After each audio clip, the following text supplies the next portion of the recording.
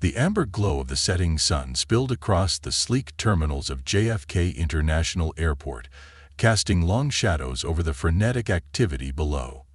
Inside, the hustle of passengers was palpable.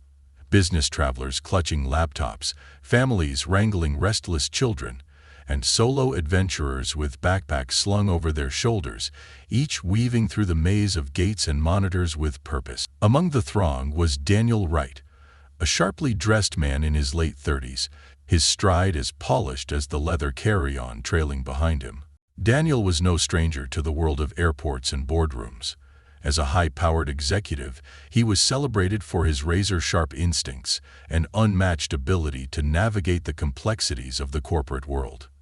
From his modest beginnings, he descended to lead multi-million-dollar enterprises, carving out a reputation as a man who could turn ambition into results. But today, his thoughts were far from business strategy. The past week had been a blur of negotiations, sleepless nights, and a deal that had the potential to redefine global aviation. Now that the ink was dry, Daniel was eager to catch his breath. His flight to London marked the start of a new chapter, the first meeting with the executive team of the newly merged company. For now, though, he craved nothing more than a quiet flight and a few hours of uninterrupted peace. Glancing at his boarding pass, he noted the familiar designation, Seat 2A, Business Class. Daniel had always favored business class for its balance between comfort and practicality. While the extravagance of first class occasionally called to him, he found the tailored amenities of business class met his needs perfectly. At the gate, the atmosphere was smooth and efficient. Passengers ahead of him were greeted with courteous smiles and ushered through without incident. When Daniel handed his pass to the gate agent, she scanned it briskly before returning it with a polite nod. "Welcome aboard, Mr. Wright," she said, her tone professional yet warm. With that, he made his way toward the jet bridge, his steps purposeful yet unhurried. The moment he stepped onto the plane, the distinct scent of pressurized air and faintly floral cabin perfume greeted him. A flight attendant, poised and polished, welcomed him with a practiced smile. Her gaze flickered over him briefly, her expression remaining composed, but betraying the slightest hint of hesitation. "Good evening, sir," she said, gesturing with a hand. "Your seat is just down the aisle on the left." Daniel responded with a polite thank you, navigating to 2A without much thought. His seat awaited him. A plush leather chair with a folded blanket, a neatly arranged amenity kit, and a glass of champagne perched invitingly on the armrest. Sliding his carry-on into the overhead compartment, he sank into the seat, exhaling a sigh of relief that seemed to carry the weight of the past week. The cabin was serene, the low murmur of engines providing a soothing backdrop as passengers trickled in, each settling into their respective cocoons. Daniel picked up the champagne, its crispness a welcome reprieve, and pulled out his tablet to skim through emails. The anticipation of the journey ahead started to fade into a contented calm. He was just about to recline and shut his eyes when a shadow loomed over him. Looking up, he saw the same flight attendant, her polished demeanor replaced by something uneasy. The practiced smile had vanished, and in its place was an expression that hovered between uncertainty and apology. "Excuse me, sir," she began hesitantly. "Could I take another look at your boarding pass?" Daniel blinked, his brow furrowing slightly. He'd already shown his pass at the gate, and no one else in the cabin seemed to be receiving similar scrutiny. Nevertheless, he handed it over without protest, his movements deliberate. Her lips pressed into a thin line as she hesitated, glancing around the cabin as if searching for validation. "No, not at all," she finally replied, though the unease in her voice suggested otherwise. She handed the pass back with a fleeting smile that didn't reach her eyes, before retreating up the aisle. Daniel's gaze lingered on her retreating figure for a moment before returning to his seat. He could feel the curious glances of other passengers, though none lingered long enough to cause a scene. Letting out a slow breath, he returned to his tablet, determined not to let the interaction ruin his mood. As the cabin crew began their safety briefing, Daniel settled deeper into his seat. The engines hummed louder, signaling the start of the long journey ahead. Despite the brief disruption, he reminded himself of the greater purpose of this trip. London, new opportunities, and the chance to forge something extraordinary from the merger he'd worked so tirelessly to secure.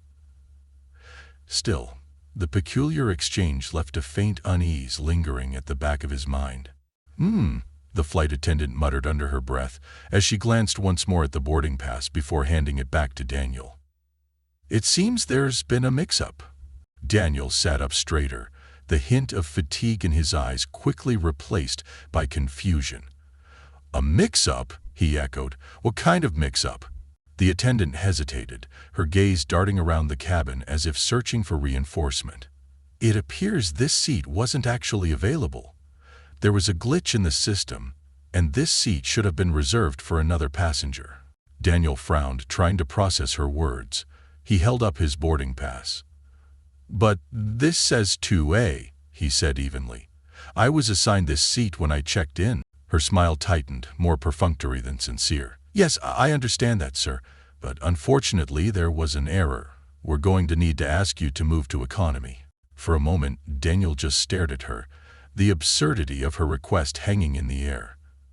Economy? He repeated, his tone sharp with disbelief. You're asking me to move to economy because your system made an error? She nodded, her demeanor stiff. Yes, sir. It's an unfortunate situation, but we really need you to cooperate. I'm sure you'll still be comfortable back there. The faint crack in Daniel's calm exterior deepened. He had been in situations like this before, moments when his presence in certain spaces was questioned or challenged, but this felt different.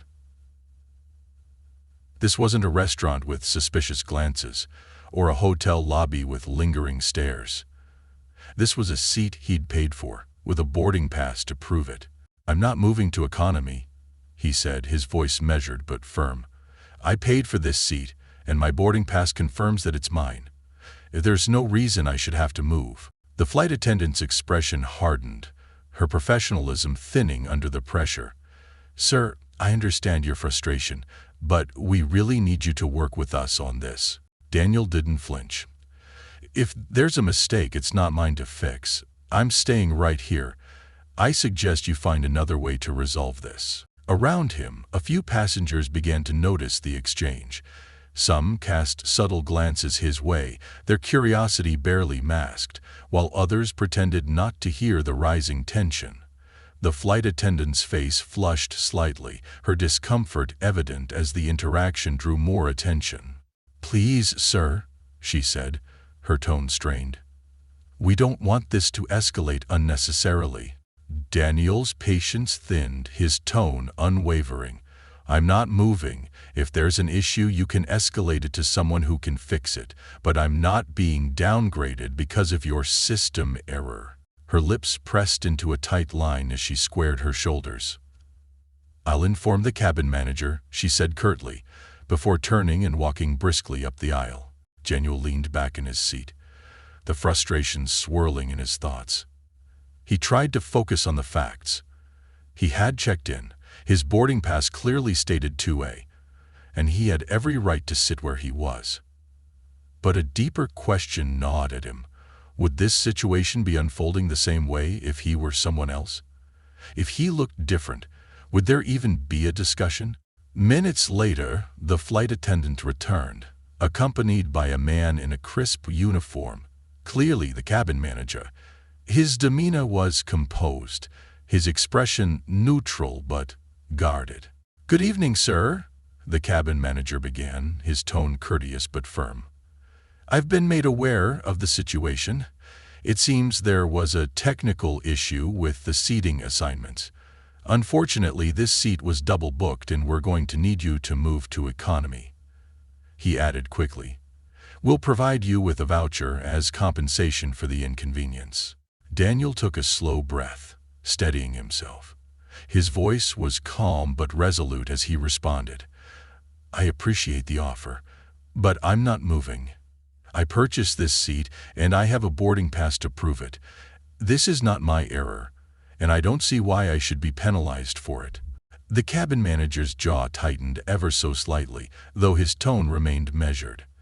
"I understand your perspective, Mr. Wright, but this flight is completely booked, and we don't have another option.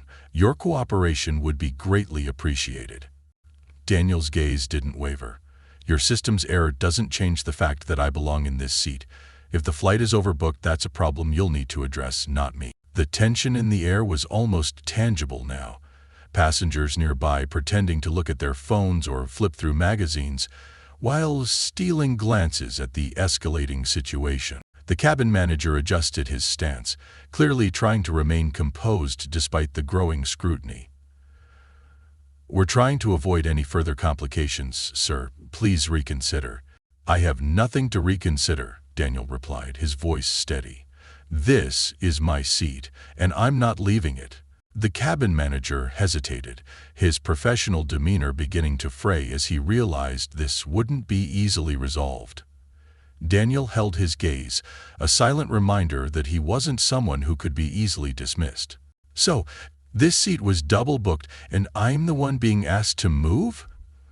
Daniel's question hung in the air, his voice calm but edged with steel. The cabin manager hesitated for the briefest moment, and Daniel didn't miss it, the flicker of something unspoken. "We're just trying to resolve this as smoothly as possible, sir." The tension was thick now, the weight of countless eyes pressing down on Daniel. He could feel their curiosity, their judgment, their silent questions. He had worked too hard, pushed through too many barriers, to be treated like this. Like he didn't belong, like he hadn't earned the very space he occupied. "I'm staying right here," Daniel said, his voice low but resolute. "If there's an issue, I suggest you find another way to resolve it." The cabin manager's thin veneer of patience cracked, his frustration beginning to seep through. Before he could respond, a voice interrupted from behind. "Is everything all right here?" Daniel turned to see a younger flight attendant approaching, her face calm but her concern evident. The cabin manager shot her a sharp glance, but she ignored it, stepping closer. "Yes, we're just having a little issue with the seating arrangements," the manager said quickly, clearly eager to keep control of the situation. The younger attendant looked at Daniel, then back at the cabin manager. Her expression shifted slightly, a hint of suspicion flashing across her features. "I think there's been a misunderstanding," she said, pulling a tablet from her side pouch. She tapped through the screen, her fingers moving swiftly as she scanned the passenger list. Her eyebrows knit together for a moment before her eyes widened slightly. She looked up at the cabin manager, her tone firm. "Actually, Mr. Wright is in the correct seat." "What?" The cabin manager blinked, caught off guard. The younger attendant handed him the tablet, pointing to a section on the screen. "There's no error. Mr. Wright's seat was never double booked." For a moment, silence fell over the cabin. The manager's face flushed crimson as his eyes darted between the tablet and Daniel. The so-called system error had been nothing more than a mistake, or perhaps something far worse. The younger flight attendant turned to Daniel, her voice soft but earnest. "I'm so sorry for the confusion, Mr. Wright. You're absolutely in the right seat. There's no need to move." Daniel gave a short nod, the tension in his jaw still visible. "Thank you," he said tightly. The cabin manager opened his mouth as if to speak, but nothing came out.